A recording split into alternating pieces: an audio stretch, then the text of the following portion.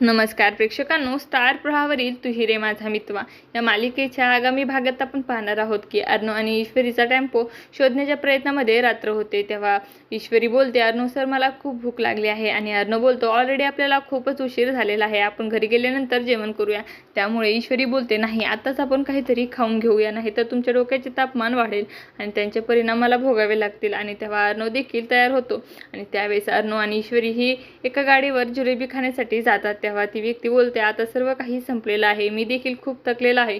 तेव्हा ईश्वरी बोलते, मी जिलेबी बनवू का? आणि तेव्हा तो व्यक्ती देखील आश्चर्यचकित होतो आणि अर्णव बोलतो, हो माझी बायको खूप सुगरण आहे, तिला बनवू द्या. आणि तो व्यक्ती देखील तयार होतो आणि आपण पाहतो ईश्वरी जिलेबी बनवण्यामध्ये अर्णव देखील मदत करत असतो.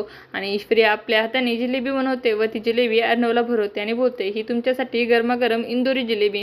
अर्णव आणि ईश्वरी दोघे अतिशय आनंदित होऊन एकमेकांकडे पाहू लागतात. आता येणाऱ्या भागामध्ये अर्णव आणि ईश्वरी वल्लरी आणि देशमुख यांचा खरा चेहरा उघड करू शकतील का, हे पाहणं अतिशय रोचक ठरणार आहे.